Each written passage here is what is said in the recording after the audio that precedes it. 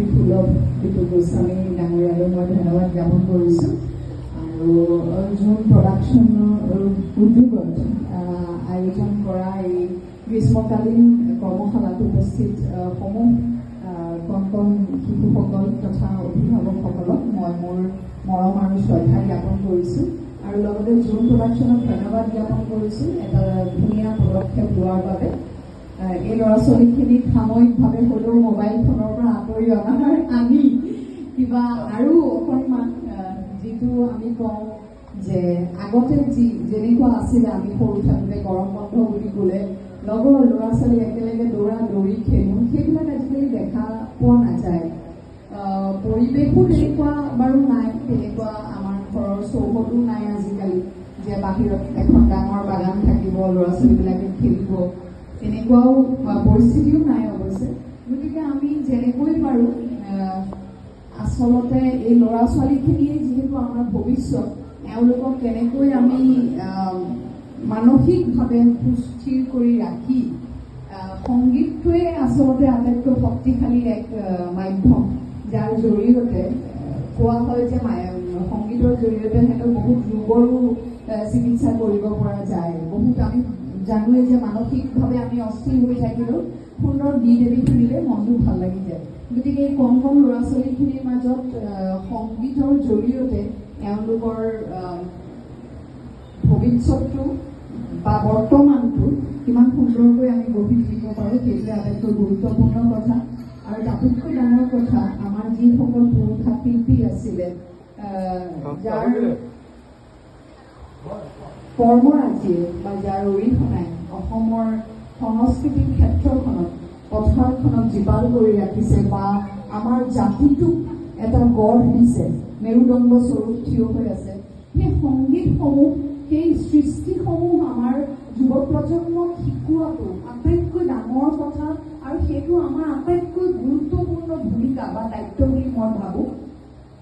কিয়নো এই শিল্পীসকল আজি জুবিনদাৰ গীত আমি ইমান অকালতে জুবিনদাক হেৰুৱাম বুলি কল্পনাই কৰা নাছিলোঁ। আজিও আহি থাকোঁতে মই কাৰোবাৰ লগত জুবিনদাৰ কথাই পাতি আছোঁ যে জুবিনদাক তেনেকৈ হেৰুৱাৰ পিছত আচলতে কিবা এটা ভয় লাগি থাকে জীৱনক লৈ পেলাই। মানে ক'ৰবাত পাহৰি গৈছিলোঁ হয়তো মৃত্যুটো সত্য, কিন্তু মানে এইটো কিবা ভয় এটা লাগি থাকে। আৰু তেতিয়াই অনুভৱ কৰিছোঁ যে আমাৰ ৰাইজে যিসকল ব্যক্তিক শিল্পীৰ স্বীকৃতি দিছে, সেই শিল্পীসকলৰ সমাজ এখনৰ প্ৰতি দায়িত্ব কিমান। বিশেষকৈ এই সৰু সৰু ল'ৰা ছোৱালীখিনি যেতিয়া আজি কোনোবাই কথা ক'ব, বৰষাৰীয়ে কথা ক'ব বুলি ক'লে শুনি থাকিব, কিন্তু আৰু কাৰোবাক মাতি আনি পেলাই কথা ক'বলৈ দিয়কছে এই বুনবুন গান দিন কিবা চলি থাকে। কিয়? কাৰণ আমি মৰমৰ, আমাক সদায় দেখি থাকে, মোবাইলত দেখি থাকে, এক্টিং দেখিছে। গতিকে এই এটা আমাৰ দায়িত্ব, শিল্পীৰ দায়িত্ব। আৰু মই কৈ আছিলোঁ যে আমাৰ কলাগুৰু হওক বা জ্যোতিপ্ৰসাদ আগৰৱালাদেৱৰ সৃষ্টিয়ে হওক, তেখেতসকলৰ সৃষ্টিয়ে আমাৰ জাতিটোক গঢ় দিছিলে।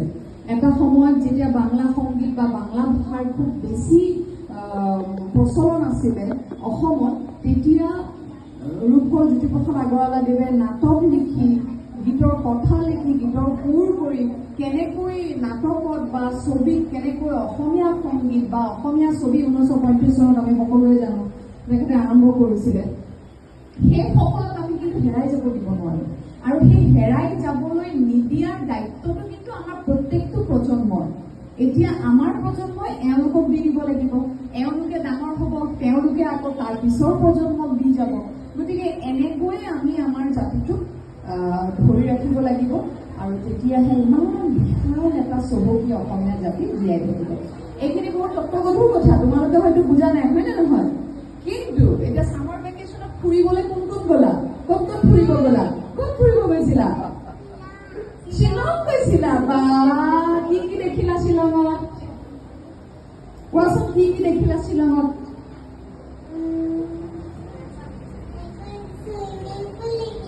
চুইমিং কৰিব জানা নেকি তুমি? কি নাম তোমাৰ? প্ৰিয়াংশা। তুমি ক'লৈ গৈছিলা? দুলীয়াজান কিয় বিখ্যাত কোৱা? হাতখন নমাই দিয়া।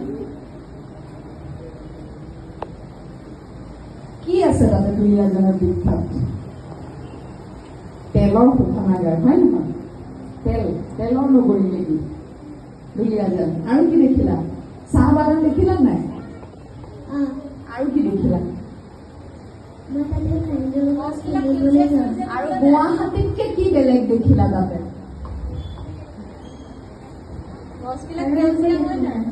আৰু কিবা দেখিছা মই কওঁ কি দেখিছা গুৱাহাটীতকে বেছি সেউজীয়া দেখিছা চাৰিওফালে গছ গছনি হয় নে নহয় তুমি কলৈ গৈছিলা হয় নেকি কি দেখিলা তাতে আমাৰ ভাৰত বা অসমৰ কাৰণে শ্বহীদ ব্যক্তিসকলক দেখিলো গতিকে তেওঁলোকে কিমান আমাৰ জাতিৰ কাৰণে আমাৰ ঠাইৰ কাৰণে কৰি থৈ গৈছে হয়নে নহয় গতিকে তেনেকে কিয় কৰিছিলে কিয় প্ৰাণ ত্যাগ দিছিলে জাতি এটা ধৰি ৰখা জীয়াই ৰখা কিমান ডাঙৰ দায়িত্ব বাবা কিমান গুৰুত্বপূৰ্ণ এটা কথা তুমি ক'ত গৈছিলা বাবা কাজিৰঙা গৈছিলা ৱাও কি দেখিলা বাঘ এই বাঘ দেখা নাই একদম মিছা কথা কৈছা আৰু কি দেখিলা গড় দেখিছা কেইটা শিং আছে আমাৰ গড়ৰ এটা গুড ভেৰি গুড আৰু বাকীখিনি ফুৰাবলৈ যোৱা নাই এই গৰমত ক'ত যাবা মই শ্ৰীলংকাত গৈছিলোঁ শ্বিলং গৈছিলা কি দেখিলা শ্বিলঙত মই তাতে ঠাই দেখিছোঁ হয় নেকি আৰু কি খালা মই মমোজ খালোঁ মই কবই কৈছিলো শ্বিলঙত গলা ম'ম' খালা নে নাই ৱাও তুমি গৈছিলা ফুফু গৈছিলা ক'ত গৈছিলা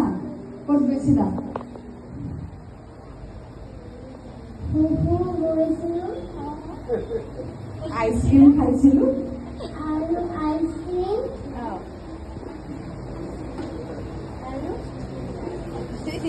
তুমি ক'ত গৈছিলা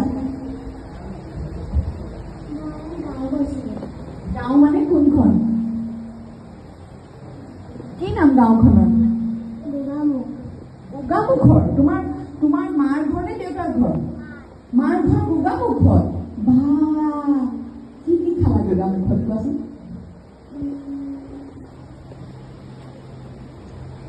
একো নোখোৱালে মামাৰ ঘৰত একো নোখোৱালে খালা কি আলু পিটিকা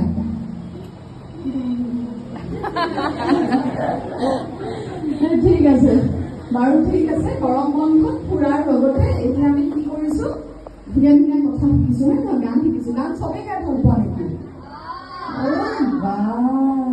কি গান গাইছা চাওঁ অলপ গাই দিয়াছা একলাই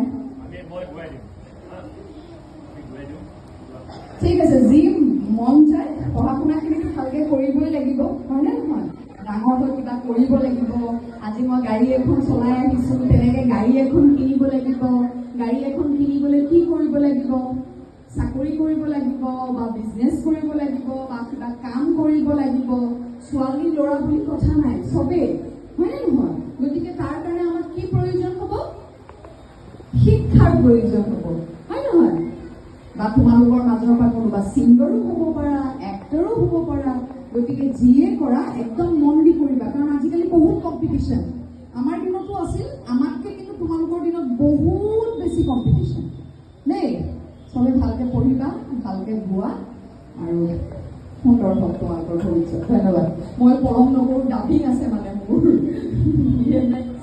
এটা প্ৰেগাপ গান শুনাই দিম আমি তাৰপিছত বৰকা পাতি দিয়াই দিম ৰঙা চাহ কথা পাতিম 2 মিনিট পঢ়া এটা প্ৰেগাপ এটা গাব সময় নাই